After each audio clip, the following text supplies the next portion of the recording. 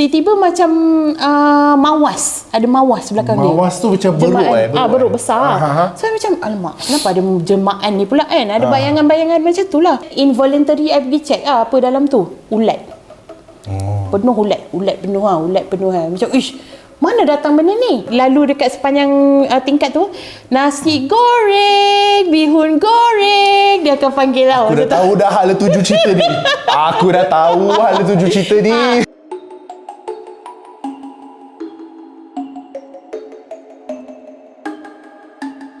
Weh, mana followers aku ni? Kata nak join main sekali Genshin Impact sekali dengan aku. Dah ada update baru dah. Kepada akak-akak yang tengok anak korang ni kan, apa yang awak main game lari-lari tu, dik? Kesana kemari mak tengok. Itulah Genshin Impact. Best game ni kalau Haze tengah stres-stres kerja ke apa. Haze memang main game ni. Tak buat apa pun, duk terpusing-pusing je dalam tu. Terpusing-pusing Syamil. Terpusing-pusing. Tengok cantik pemandangan atas bukit ni. Boleh terbang, lawan, berenang, panjat gunung. Ya, nak panjat bukit sini tak fit. Lepas tu dia punya storyline tu rasa macam kita kat dalam tu. Feeling seseorang kat rumah ni kan. Jiran pun ingat aku tak betul. Yang memang dah main Genshin Impact ni, ni nak racun sikit ni. Game ni dah ada update baru tau. Nama dia Amadi Bizarre Adventure dengan Core of the Apparatus. Tak rugi main game ni sebab free je. Dia bukan game yang macam kau kena pakai duit betul spend nak menang. Tak payah, ini free je. Tapi masalahnya itulah, aku dah beberapa hari asyik start je ni kan update baru ni. Cepatlah seorang teman aku ni. Aku dah lah noob. Download dan update game Genshin Impact sekarang. Link Haze tinggalkan dekat bahagian description bawah. Enjoy! Dalam episod yang lepas kita telah marah beberapa orang dalam industri hiburan seperti gangguan seksual, orang yang mencuri idea konsisten yang dikata di movie. Macam tu, siapa tak tengok lagi boleh tengok kat sini. Hello, Assalamualaikum, selamat datang di YouTube channel saya bersama saya Izman Huzair dan saya Nalhana aka Uncle Sister. Dalam siri kegemaran anda, Uncle Sister. I belajar kat sini masa foundation. UiTM Foundation. So 1 tahun je. Okay? Sebab saya tak ambil diploma. Foundation degree UiTM. Dekat Melaka. Kalau college ni, kita panggil tu punya hostel college tau. Kalau UiTM. Kalau UiA mahal lah. Mahal lah. So dekat college dulu akan ada orang student lah. Benda ni illegal lah. Diorang akan jual makanan bilik ke bilik. Perempuan rajin buat benda ni. Illegal lah. Sebenarnya mana boleh berniaga. Tak boleh dekat premis ni mana boleh. Tapi tolonglah budak-budak nak cari duit biarlah. I tak tahu UiA ada tak benda ni. Tapi UiTM dia orang suka salah satu cara bisnes, dia orang letak jajan. Ada. Lepas tu masukkan kat peti tu kan. Ada. Dia jual jajan. Dia letak peti besi. Peti besi tu dia chainkan dekat kerusi. I macam, orang kat kerusi ni boleh angkat. Dia macam apa cara ni? Cerita pasal seorang member ni lah. Dia senior sebenarnya. Kita semua dah kenal dia as senior yang berniaga dekat college. Dia ni NR tau sebenarnya, non-resident. So trick dia orang nak jual dekat hostel adalah contoh you jual bihun goreng kan. You dah pack, you letak dalam baldi banyak-banyak, lepas tu you letak baju satu kat atas. Bila you masuk college, you macam angkat baldi, faham? Macam baru balik dobi lah. So bakul ke baldi tu, itu tips dia. Macam seruduk dadah. Padahal bihun. Padahal bihun. Tapi memang betul sebab berniaga illegal. Diorang ni, kita orang akan dengar suara macam dia akan jual macam, dia lalu dekat sepanjang tingkat tu, nasi goreng, bihun goreng, dia akan panggil lah. Aku dah tahu dah hala tuju cerita ni. Aku dah tahu hala tuju cerita ni. Dua ni akan pegang macam dia akan dulu, nasi goreng, mi goreng, benda macam tu kan. Semua orang dah tahu, suara ni suara senior ni. Dan jualan diorang memang selalu laku. Because semua orang kat college tu dah familiar, diorang ni yang berniaga. Tak ada orang syak apa-apa lah. So satu hari, tengah malam, pelik lah. Tengah malam aku dengar ni yang nasi goreng, mi goreng, bihun goreng, benda semua kan. Lepas tu aku tengok macam, sebab waktu tu aku tengah study. Pukul 12.30 kot. Gila lah diorang ni. Dalam hati aku hustle lah. Memang cari duit. Hustle demi hasil. Lepas tu I tanya roommate I, dengar tak? Dia cakap dia tak dengar. Lepas tu the next day I dengar lagi, nasi goreng, bihun goreng, benda semua. Lepas tu hari yang kedua I tengah study, I lapar. Sebab I memang orang-orang kreatif ni, orang genius kan berjaga malam. Nak justify. Apa tak tahu? Haze tahu sebab genius. Berjaga malam. Berjaga malam. So kita berjaga malam, I dengar mula I cuba tu tak pedulikan lah. Lepas tu dia asyik lah ulang macam bihun goreng depan pintu aku kan. Aku macam, kau ni tahu ke aku tak tidur lagi kan. Masa tu dah pukul 2-3 pagi lah. Waktu tu I kejut roommate I. I kejut roommate I cakap, ada orang jual bihun goreng lah. Kau nak tak? Tanya macam tu kan. Sebab aku nak beli ni, kau nak tak kan? Lepas tu dia macam, boleh lah kan. Macam tu kan. Dia pun terjaga. Lepas tu dia buka pintu, tak ada orang pun. Dia cakap macam tu kan. Dia cakap macam tu, tak ada orang pun. Apa pula? Kan banyak kali tadi kau dengar ada bihun goreng depan kita punya ni kan. Lepas tu I pergilah. I pergi kat situ. Kakak jual kakak baju putih. Kawan aku tak nampak masalahnya. Aku dia nampak. aku nampak. Memang so yang mencakap bihun goreng apa semua tu dia. Itulah. Lepas tu waktu tu aku memang dah macam, alamak, aku dah sedar lah. Kawan aku ni tak nampak, aku seorang nampak si bihun goreng ni kan. Lepas tu aku terus tutup pintu. Macam tu je. Dia macam terkejut, jerit. Kawan aku macam, kenapa? Dah tak payah tanya. Lepas tu tutup pintu. And then kita orang tak cakap benda tu. Masa pergi kelas baru cakap, kenapa kau nampak apa semalam? Memang betul ada orang jual. Tapi bukan the real senior ni. Ni kakak lain, baju putih apa benda semua datang benda semua. Lepas tu kawan aku dah takut lah, macam alamak takut lah apa benda semua kan. Lepas tu esoknya weekend. Aku nak pergi rumah saudara aku lah, siol. Lepas tu kau nak tinggal aku. So malam tu orang datang lepak bilik aku. Sembang.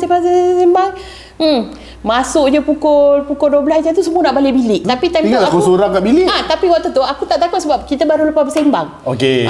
So aku macam tak ada apa lah. Aku masa tu nak iron baju apa benda semua kan. Bihun goreng benda semua kan. Siut benda tu macam scary gila kan. Lepas tu aku macam aku buat bodoh kan. Cerita bihun goreng ni berlaku sebelum cerita UiTM yang you ingat tak ada 3 suara nak tunjuk muka dia dekat I. Ya. Ini adalah antara cerita Hanan yang paling Terawan. awal sekali dalam video pertama ke video kedua ke cerita video pertama, video kedua. Cerita ni foundation ni lagi awal daripada yang dekat Shah Alam tu. So kat sini cerita dia melawan bihun goreng tu banyak kali depan pintu aku tau. Bihun goreng dia memang macam nak aku buka lah. Pasal aku terus tidur, aku tutup selimut, lampu semua buka kan. Yang kat depan tu dia dah bihun goreng tu dia cakap, tak nak tak apalah ya, saya letak depan ni ya. Dia cakap macam tu kan, saya letak depan ni sampai suara perempuan. Aku macam gila. Aku waktu tu aku takut gila. Lapar tak? Time tu Tak lapar. Nak jadi cerita tengah malam nak terkencing pula. Itu so malam. Tapi aku tak pergi toilet lah, takut. Tapi aku terjaga.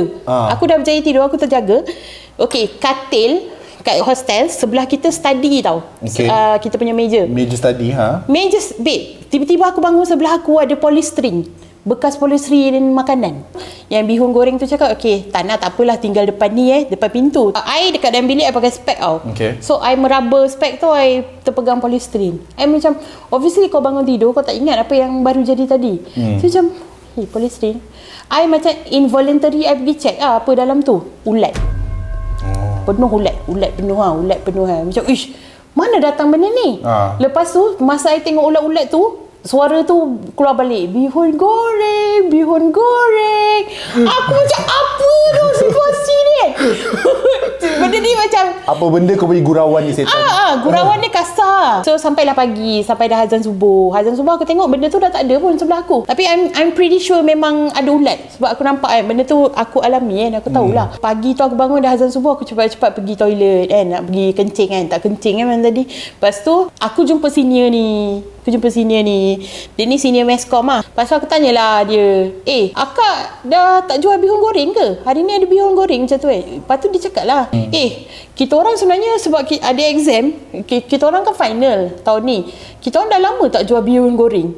Maksudnya selama ni, faham tak? Yang bihun goreng kat college yang dah berapa lama ni, diorang dah tak jual lah actually. Diorang dah stop jual for like a month. Tapi bihun goreng tu masih ada lagi. Ini seram lah. Some student kat situ dalam tempoh sebulan tu dah ada yang dah beli dan makan. So apa yang diorang makan? So ada beberapa orang yang 2-3 orang dah terbeli dan makan. Tapi these two senior cakap diorang tak jual dah. Next story, I nak cerita pasal kawan I yang kerja content dia filter content. Filter content dekat TikTok. Dia bagi konteks sikit lah, mungkin orang tak tahu benda ni.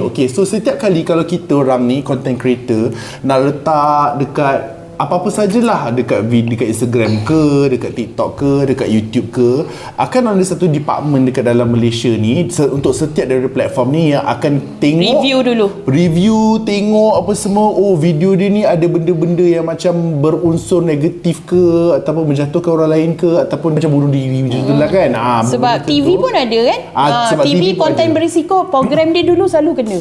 So yang motif viral tu kan, selalu kena review. Yang Hanan cakap ni pasal sebuah profession yang kerjanya adalah duduk dan juga tengok apa setiap daripada rakyat Malaysia ni post dekat diorang punya social media. Semua orang kata, bestnya kerja ni senang lah, tengok video je. Alah, korang main TikTok kan, korang tahu orang TikTok macam mana kan. Orang kata macam satu malu tu tak ada, satu lagi konten dia macam terlalu. Faham tak? Terlalu macam-macam. Macam-macam, bunuh diri. Letakkan satu sifat kat situ, terlalu. Terlalu. Lepas tu sekarang macam banyak orang rakam diri diorang main tau. You ke? Ya, kat TikTok banyak benda macam tu. So, Dek, salah platform Dek. menunjukkan genital sendiri dekat TikTok. Sekali lagi, Dek, salah platform Dek. Ada platform yang lain, Dek. Orang yang kerja benda ni kena tengok benda tu hari-hari.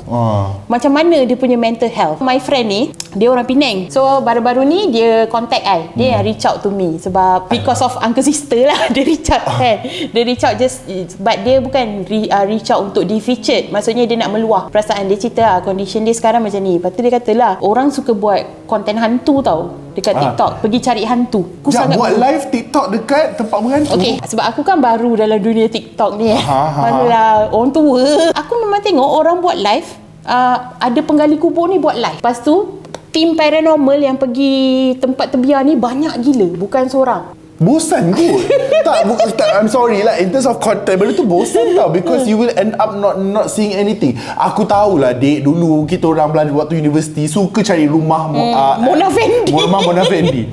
Masalahnya kau pergi situ ada rumah dia, kat situ ada rumah dia, kan? Banyak betul property dia kan? Faham tak? Masa aku mula main TikTok, aku check out lah apa benda ni. Aku pun tengok lah. Itulah yang aku nampak orang buat live dekat kubur lah, apa benda semua. Memang banyak lah. Ini aku belum cakap lagi pasal pawang TikTok tu Pawang tahu tak? Tak Oh my tahu. god, ini kelakar gila. Apa benda bodoh ni?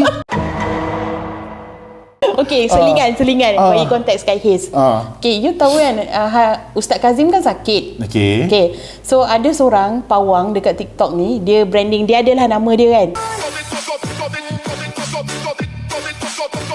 Dia pergi diagnosekan hantu yang kacau Ustaz Kazim. So dia lukis, dia buat video konten lah. Okey. Dan dia selalu buat live lukis apa hantu yang mengganggu. Tapi tak tahu lah, aku just macam bila tengok dia tu fishy lah. Macam bila kau tengok someone, kau tahu macam fishy yang kau ni kan. Kau boleh rasa ada benda tak macam okay dia berbeza lah dengan contoh kita tengok Ustaz Fuad. Kita tahu dia ni legit. Faham tak? Ini macam fishy lah. Tak apa, nanti lepas habis ni aku tunjuk kat kau. Okay. Dia lukis tau makhluk-makhluk yang mengganggu Ustaz Kazim. Aku tak ingat ada 6 ke 8. So ada orang tua lah, ada hantu ni lah, apa benda semua dia lukis. Sampai ustaz-ustaz semua tegur dia lah. Dia kata apa? Kena turunkan. Mana? Sebab Ustaz Fuad pun buat video pasal ni. Itu selingan lah. So itu antara benda-benda konten kat TikTok lah. Tip untuk niche paranormal kan. Dengan ini saya mahu membuka petition kembalikan semula video-video gelik. Bila kewujudan konten-konten macam tu, so kawan aku ni pergilah tengok dulu benda-benda, semua benda ni. So dia ni dah lah penakut. Lepas tu dia ni overthink. So benda-benda ni dia dah start macam bila dia keluar rumah, dia ternampak balik benda-benda tu yang dia review tu. Konten-konten horror tu dia nampak balik. So dia takut lah. Tu dia reach out to me. Lepas tu dia cakap lah, what should I do? Gaji dia okey, apa benda semua kan. Lepas tu aku cakap lah, memang gaji dia okey, tapi mental health kau macam mana kan? Kalau kau ada pilihan lain tak? Ada kerja lain tak nak buat kan? Apa benda semua kan. Okay, so conclusion daripada perbualan kita orang adalah dia decide tu cari kerja lain lah. Because ini dah memang teruk lah dia benda semua. So the thing is, masa dia datang sini, kita orang jumpa, dia datang KL. Masa tu dia memang sangat tak terurus lah. Tak terurus, macam tak cukup dia tidur. Dia memang dah nampak sangat dah. Dah nampak, dah tak boleh dah. Dia tak boleh kontrol dah benda tu kan. So dia tanya aku macam mana benda ni kan. Sebab aku takut sangat ni. Dia kata aku memang takut sangat. So aku tanya dia, okay, can I know apa benda yang paling mengganggu kau? Dia take a pause, dia macam nak fikir dulu kan. Dia macam, dia lama lah dia fikir, nampak stres kan. Benda macam tu. Lepas tu I nampak tiba-tiba belakang dia, ni yang hantu-hantu muncul tiba-tiba belakang ni. Tiba-tiba macam mawas. Ada mawas belakang dia. Mawas tu macam beruk beruk besar. So I macam, alamak, kenapa ada jelmaan ni pula kan? Ada bayangan-bayangan macam tu lah. Lepas tu I tanya dia, macam kau okey tak ni kan? Macam aku cakap, aku macam reaction aku terkejut lah nampak dia macam tu kan. Lepas tu dia cakap dengan aku, tu lah sebenarnya video yang macam paling mengganggu dia adalah ada seorang ni upload macam makhluk macam mawas lah. Dia kata tu hantu. Hantu benda semua. So ever since that dia rasa mawas ni ikut dia. Lepas tu aku just macam aku nampak bayangan tu kat kau lah. Tapi faham tak? Cara aku justify benda ni adalah because dia dah termasuk, dia dah too obsessed dah dengan benda ni. Benda ni dia tak boleh keluarkan dari mind dia. So sampai kau faham tak? Ni law of attraction lah. Kau ingat sangat benda ni, sometimes maybe it's not real. Dah datang kat engkau dah. Yelah. Sebab benda tu kan paling suka nak hinggap kalau kita lemah. Itu so je formula dia. So cakap dengan dia, tak apa, kau cari kerja lain. Yelah. Cari kerja lain, tak payah dah ni ambil semua duit dengan ambil semua kan. Kesihatan mental nak pakai lama tu tak kisah kau dibayar berapa pun. Aku tahu ramai kerja tu dan kita bukanlah tak menggalakkan orang ni, tapi bagi aku benda ni interesting sebab there's a spectrum yang orang tak nampak. Betul. Macam mana someone ni deal dengan benda ni bila dia off work. So in case of kawan aku ni, benda ni ikut dia. Dan benda ni ikut dia sampai aku pun ternampak. Apa ilmu ataupun moral yang kita boleh dapat daripada cerita Hanan ni adalah sometimes kan bila kita tengok orang tu macam kerja dia itu, kerja dia ini, tetapi kita kena ambil juga point yang macam apa implikasi pekerjaan tu kepada diri kau. Betul. Macam contohnya, kau buat content moderation dekat TikTok, bestnya kau tengok. Kerja kau tengok video je. Senang lah. Kau ingat kerja dia tengok video macam kita yang lalu kat FYP tu. Tak, kerja dia tengok benda yang tak lalu kat FYP ya. Guys, segala keputusan yang you all nak buat tentang diri korang untuk sekarang dan juga masa hadapan, korang kena fikir dan kaji dahulu. Betul. Ambil ilmu, kaji dahulu, tahu dia punya pros and cons, baru buat keputusan. Itu yang kita panggil sebagai educated guess. Kita buat keputusan berdasarkan benda yang kita sudah tahu dan bukan buat berdasarkan naluri dan juga hawa nafsu lah. Itu nasihat Haze kat sini.